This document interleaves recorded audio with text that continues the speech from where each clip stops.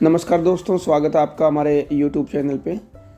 आज हम बात करेंगे हरियाणा में जो भर्तियों के केस चल रहे हैं या फिर उनसे रिलेटेड अन्य डिटेल्स जो उनके बारे में हम डिस्कस करेंगे। तो सबसे पहले हम बात करेंगे TGT की। बहुत ज़्यादा क्वेरी आ रही है, तो TGT के केस के बारे में हम सबसे पहले जो है बात करेंगे। TGT का अभी क्या चल रहा है। आज जो है TGT की सुनवाई चल रही है। तो इसमें क्या होने वाला है, एक्चुअली अभी जो सुनवाई चल रही है उसमें HSSC अपना पूरा बचाव करके और इसके ऊपर रिजल्ट निकालने के लिए अनुमति लेने की पूरी कोशिश करेगी, क्योंकि हरियाणा में अभी जो इलेक्शन होने हैं वो सब इन भर्तियों पे डिपेंड है। तो आज चाहे ये केस कंप्लीट हो या ना हो, लेकिन HSSC इसके ऊपर ये अनुमति जरूर ले लेगी कि वो रिजल्ट निकाल सके, क्योंकि प्राइवेट एक्सपीरियंस का भी और 5 नंबर का भी जो केस अभी हो रहा है या तो वो सोल्व हो जाएगा या HSSC जो है इसके ऊपर अनुमति ले लेगी कि कल वो रिजल्ट निकाले। और मैं आपको बताना चाहूँगा कि कल TGT का रिजल्ट आने की पूरी संभावना है। कल की डेट में TGT का रिजल्ट आ सकता है, पूरी संभावना इसकी। इसके अलावा ग्रुप डी की कुछ क्वेरी चल रही थी। अभी ग्रुप डी का जो पोर्टल ओपन हो रखा है, ग्रुप डी में जो पोर्टल ओपन हो रखा है ना, वो 26 तारीख को ओपन हुआ था, 26 फेब को। और 28 फेब जो है, 28 फेब उसकी लास्ट डेट है। तो 28 फेब इसकी लास्ट डेट है। तो आज 28 फेब है, तो इसकी लास्ट डेट है। इसमें आप क्या क्या कर सकते हैं, किस लिए यह ओपन हुआ है। तो यह पोर्टल जो है अभी ओपन हुआ था कि इसमें येस और नो का ऑप्शन आप दे सकें। एक्चुअली जो बच्चे हैं जिनकी सिलेक्शन हो चुकी है, ग्रुप सी में सिलेक्शन हो चुकी है या फिर अदर किसी भर्ती में उनकी सिलेक्शन हो चुकी है, वो उनसे प्रेफरेंस मांगी गई थी कि आप ग्रुप डी में अगर आप जॉब करना चाहोगे कि नहीं, उनके लिए ये प्रेफरेंस पूछने के लिए ये पोर्टल अभी ओपन किया गया था 26 फरवरी से 28 फरवरी तक।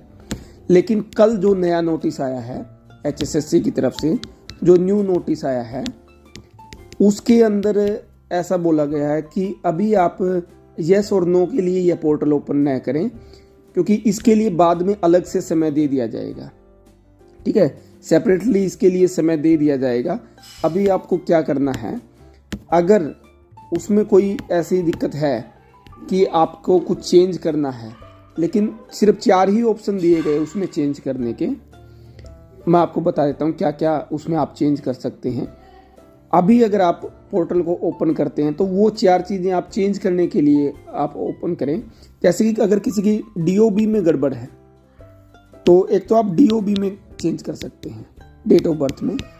दूसरा चेंज आप जेंडर में कर सकते हैं, जेंडर में भी चेंज कर सकते हैं। ठीक है, तीसरा आप कैटेगरी में चेंज कर सकते हैं, और चौथा आप जो है सब कैटेगरी में चेंज कर सकते हैं। ठीक है, इन 4 चीज़ों में आप चेंज कर सकते हैं। इनके अलावा आप किसी भी चीज़ में चेंज नहीं कर सकते। कई क्वेरी हमारे पास आ रही थी कि फादर नेम में गड़बड़ है कुछ, उसमें चेंज कर सकते हैं कि नहीं।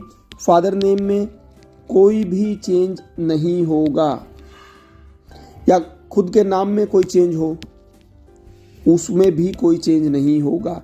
इन 4 चीज़ों के अलावा जो मैंने आपको बताई, उनके अलावा आप किसी भी चीज़ में चेंज नहीं कर सकते। तो इन 4 चीज़ों में चेंज करने के लिए आप लॉग इन करें। और अभी जो है कल से जो प्रॉब्लम आ रही थी, फाइनल सबमिट नहीं हो रहा था इसमें चेंज करने के लिए। जिसने लॉग इन किया था, ओपन किया था, तो फाइनल सबमिशन में प्रॉब्लम आ रही थी। तो फाइनल सबमिशन में जो प्रॉब्लम आ रही थी वो अब सोल्व हो गई है। काफ़ी कोशिश के बाद अब ये है कि फाइनल सबमिट हो जाता है। ठीक है, तो जिसने जो भी चेंज किया था यहाँ पे लॉगिन करने के लिए, वो अपना एक बार लॉगिन करके चेक कर ले। फाइनल सबमिट जिसका नहीं हुआ अभी फाइनल सबमिट कर दे। और दूसरा जिसको कोई भी चेंज करने की ज़रूरत नहीं है, वो उसके ऊपर लॉगिन न करें, क्योंकि ट्रैफिक ज़्यादा हो जाता है, फिर साइट में प्रॉब्लम आती है। क्योंकि येस और नो के ऑप्शन के लिए तो बाद में समय दे दिया जाएगा HSSC की ओर से। दूसरा कुछ क्वेरी आ रही थी EWS के सर्टिफिकेट के बारे में कुछ क्वेरी आ रही थी। इसमें क्या था कि जो EWS का सर्टिफिकेट के लिए पूछा गया था कि कट ऑफ डेट से, अभी बताया गया कट ऑफ डेट से पहले का अगर सर्टिफिकेट है तो वो मान्य होगा। अब कट ऑफ डेट क्या है? कट ऑफ डेट देखो, पहले जो फॉर्म भरने की जो लास्ट डेट थी उसमें कट ऑफ डेट शुरुआत में जो थी 26 जून 2023 ये लास्ट डेट आई थी फॉर्म की, और 30 जून 2023 तक आप फीस डिपॉजिट करवा सकते थे। मतलब इसकी क्लोजिंग डेट 30 जून 2023 थी, तो ये कट ऑफ डेट मानी जाती। लेकिन इसके बाद जो है डेट को एक्सटेंड कर दिया गया था। एक्सटेंड करने में ये लास्ट डेट हो गई थी 6 जुलाई 2023 और फीस डिपॉजिट करने की लास्ट डेट हो गई थी 10 जुलाई 2023। तो उसके अकॉर्डिंग जो कट ऑफ डेट है वो 10 जुलाई 2023, इससे पहले का EWS का सर्टिफिकेट जिसका भी है वो चलेगा, वो लगेगा। तो जिसने भी EWS कैटेगरी भर रखी है वो अपना इस सर्टिफिकेट को रेडी रखें।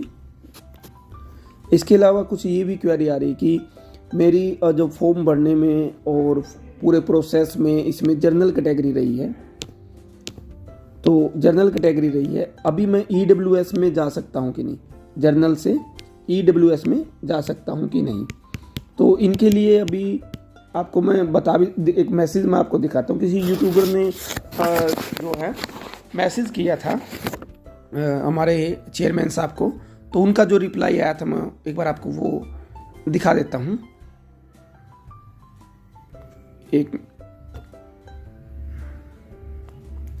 ये वो मैसेज था। तो इसमें अगर आप देखोगे तो इसमें लिख रखा है ग्रुप डी में, ये है मैसेज, ग्रुप डी में किसी ने जर्नल कैटेगरी भरी थी, उसके सारे प्रोसेस में जर्नल ही शो हो रही है, क्या यह बच्चा EWS में जा सकता है अब पोर्टल पर करेक्शन करके, यदि उसके पास कट ऑफ डेट से पहले का वैलिड EWS है तो इसमें जो रिप्लाई आया था हमारे चेयरमैन साहब का, तो ये रिप्लाई था उनका नो, यानी कि जो पहले से जिसका अभी जर्नल कैटेगरी में चल रहा है वो इसमें चेंज नहीं कर सकता, वो उसमें जर्नल से EWS में नहीं जा सकता। ठीक है, तो EWS से जर्नल में जा सकते हो आप, EWS से जर्नल में जा सकते हो, लेकिन जर्नल से EWS में नहीं आ सकते। तो ये भी कईयों की क्वेरी थी, तो आपको पता चल गया हुआ इसके बारे में। और दूसरी क्वेरी थी जो सर्टिफिकेट, ये BCA BCB के बारे में, SC इनके बारे में जो सर्टिफिकेट थी वो आपकी कट ऑफ डेट से पहले का होना चाहिए। कट ऑफ डेट जो आपकी थी, कट ऑफ डेट आपकी 10 जुलाई 2023, इससे पहले का अगर आपके पास सर्टिफिकेट है तो वो आपका मान्य होगा। इसके अलावा दोस्तों EWS के लिए जिसके पास 2022 से 23 का EWS सर्टिफिकेट है वो मान्य होगा। ये एडवर्टाइजमेंट के अकॉर्डिंग है बिल्कुल, क्योंकि एडवर्टाइजमेंट में भी यही लिख रखा कि 2022 से 2023 का EWS का सर्टिफिकेट जिसके पास है वो मान्य होगा, उसमें कोई प्रॉब्लम नहीं है। अच्छा दोस्तों, TGT का जो मैंने आपको बताया कि कल उसका रिजल्ट आ सकता है और पूरे चांस है, ये मैंने कहीं से पता लगाया, तो कल इसका रिजल्ट आ सकता है। और आपको क्या लगता है कि कितनी कट ऑफ जा सकती है TGT में, कि आप अलग अलग सब्जेक्ट, अपना सब्जेक्ट के साथ एक कमेंट में अपने अपने नंबर लिख लीजिएगा, जिससे हमें अंदाज़ा हो जाएगा कि इतनी कट ऑफ जा सकती है। वैसे होना तो ये चाहिए था कि पहले जो PGT को क्लियर करना चाहिए था, PGT को क्लियर करना चाहिए था पहले। PGT में सिलेक्शन के बाद जो है येस और नो का ऑप्शन लेना चाहिए था, लेकिन बहुत देर कर रही है सरकार, तो इसमें पहले PGT का भी रिजल्ट तुरंत निकाल देना चाहिए था और उसके बाद येस और नो लेके, क्योंकि कुछ जो TGT में जिनका सिलेक्शन है होगा, अगर वो बाद में PGT में भी सिलेक्शन होगा तो TGT को छोड़ के जाएंगे वो PGT में, और फिर ये TGT की जो सीट है ये वैकेंट रह जाएगी। तो इसलिए पहले PGT का रिजल्ट क्लियर होना चाहिए था, उसके बाद जो है TGT का रिजल्ट आना चाहिए था, ताकि जिनको जाना है वो जा सकें, और येस और नो का पोर्टल ओपन कर देना चाहिए था इसके लिए। तो उसमें अगर वो नो भरते हैं तो किसी अन्य कैंडिडेट को उसकी सीट मिल सकती थी। इस प्रकार से होना चाहिए था। फिर भी देखते हैं कल क्या होता है इसके रिजल्ट के बारे में। तो इस वीडियो में दोस्तों इतना ही। आप बाकी अपडेट्स के लिए चैनल को सब्सक्राइब कर लीजिएगा और बेल आइकन को दबा लीजिएगा ताकि आपके पास लेटेस्ट अपडेट आ सके। धन्यवाद दोस्तों।